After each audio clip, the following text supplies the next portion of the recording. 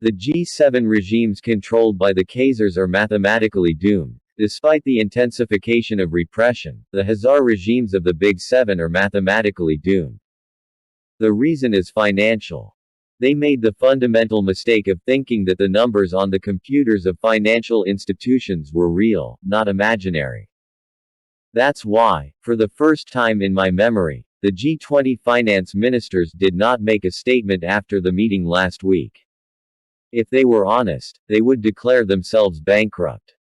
IMF Director Kristalina Georgieva was close to such an admission at the meeting when she said, "We printed too much money and did not think about the unforeseen consequences. We behave like 8-year-olds playing football, chasing the ball." As noted in the Zero Hedge article after the collapse of Lehman in 2008, the combined balance sheets of some major central banks increased from just under $7 trillion to $31 trillion, Fed plus ECB plus Bank of Japan plus NBK, according to Yardeni Research. The steepest part of the recovery has been since March 2020, when the assets of the Fed and the ECB soared. If the global conflict is of a financial nature, the West has already lost it. The geopolitical consequences are a separate story, which we will talk about later. The Fed has increased fiat, special drawing rights, by 209% since March 2020. Since GDP has not increased by 209% since then, all this money is fueling hyperinflation. History shows that hyperinflation always leads to regime change. Fed, U.S. Reserve Assets, March 2022. Even more disturbing for me, as an Anglo-Saxon, is that when the United States, Canada and England tried to stage a G20 strike in protest against Russia, no one followed them. Previously, the Anglo-Saxon nations were respected in the world because they advocated democracy, human rights, competent economic management, etc. I will never forget when I asked the former head of MI6, "We used to be good guys, what happened?" His answer was, "The Khazar Group." This is because, like a caterpillar infected with a parasite wasp, the governments of these countries have been invaded by horned Khazar bandits. So, the politicians and military of the West were redirected, contrary to the interests of their own people, to a project to turn the entire planet into a giant livestock farm. It was supposed to be run by Khazar bandits from their ancient homeland, a place that we now know as Ukraine. The Khazar Group has taken over the governments of most Western countries through bribery, blackmail and lies. It was aimed at the very top of the elite. Understanding the problem at the top is also the key to overthrowing the Khazars. Just like a pimple, if you squeeze it from the bottom up, the pus will come out at the top. Members of the public should call their deputies and show them evidence of crimes.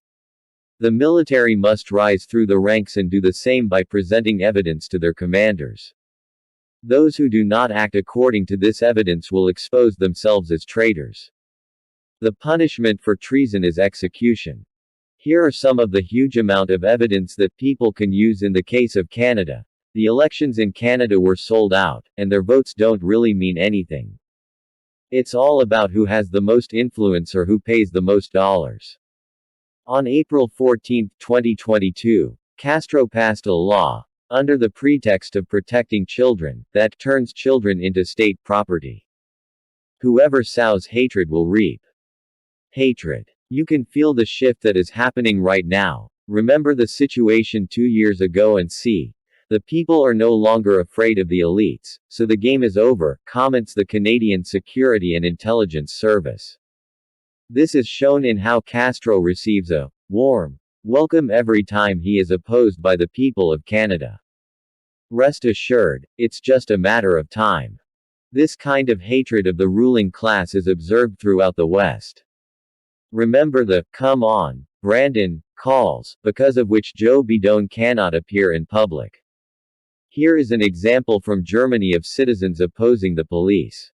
Now let's take a look at the elections that were stolen in France last Sunday. According to the source, in exchange for agreeing to lose, opposition candidate Marine Le Pen, will receive at least $300 million for his participation in the show. A small trifle for the Hazar Group. That's why she smiles after losing in the wrong elections. A terrible sentence is now inevitable for them. It will wipe the smile off her face. Riots against this regime have already begun in France. I think that the struggle is no longer being waged at the polling stations.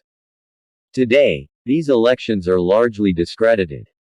So there was a need to shift the fight to other fronts, said Gabriel Verne, a 19-year-old student at the elite College of Sciences, reflecting the opinion of the majority of the French. We understand that at first glance everything looks pretty gloomy, and many people are wondering where the white hats are. A long list of the group's leaders who have a positive test result is a sign that they have been arrested, sources indicate. Nevertheless, even if the West is unable to cure itself of this infection, the rest of the world is involved in this. Russia's actions against the headquarters of the Hazar Group are the most obvious example of this. Perhaps the biggest event is what is happening in Pakistan and Afghanistan right now. A new struggle has begun here. When the government, in coordination with China and Pakistan, announced the cessation of the production of substances, the branch of the Hazar Group promoting banned substances embarked on the path of struggle. According to the UN, more than 9,000 tons of banned substances are produced in Afghanistan every year. In terms of the retail price of $30 per gram, this amounts to $270 billion in sales. This is the real reason why U.S. Deputy Secretary of State Donald Lu was sent to inform the Pakistani establishment that Imran Khan must lose the vote of no confidence, otherwise Pakistan will face the consequences. This also seems to be the real reason why the last Avatar bill recently visited Pakistan. It appears that he has bribed a number of generals and politicians in Pakistan to overthrow the government. The problem is that a very small part of this dirty money actually ends up in the hands of Afghans or Pakistanis. Because of this, the largest demonstrations in history took place. China has failed to repay loans totaling $4 billion that Pakistan repaid at the end of March. This caused Pakistan to lose a fifth of its electricity production because it could no longer pay gas bills. For this reason, Miftam, the finance minister of Prime Minister Ismail Sharif, said that the suspended negotiations with the International Monetary Fund should be resumed as a matter of priority. The problem is that Pakistan will not be able to pay for gas. None of the major producers, including Russia, Qatar and Saudi Arabia, are accepting BS money anymore. The U.S.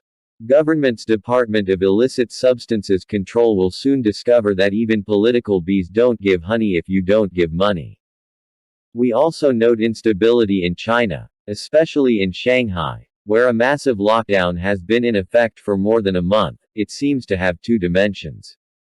First, President Xi Jinping has just nominated himself for an unprecedented third term as head of state, which is due to take place at the end of this year. Former President Jiang Zemin, whose base is in Shanghai, is fiercely opposed to this. So it looks like a crackdown by Xi's supporters. The fact that residents are asked to hand over their passports before the end also speaks in favor of the sweep.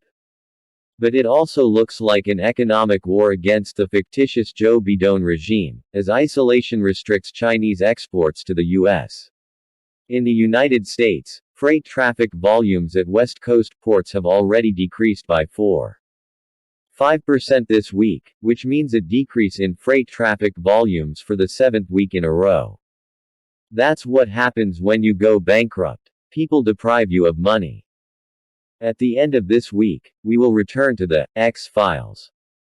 Our sources in the secret space programs insist that the inevitable collapse of the Western regime will expose a huge hidden world of extraterrestrial influence and suppressed technologies. Then there is all the evidence of the suppression of ancient technologies and prolonged human contact with aliens. Finally, there is a real video that looks like it's straight out of the movie, Men in Black. As usual with all these cosmic topics, although we find them fascinating, We are definitely in a kind of ban, otherwise it will affect our real, everyday life. 'Cause these are my people, and this is my land. This is what we pray for, and this is God's plan. And if you ain't from here, then you won't understand. This is my country, and this is who I am.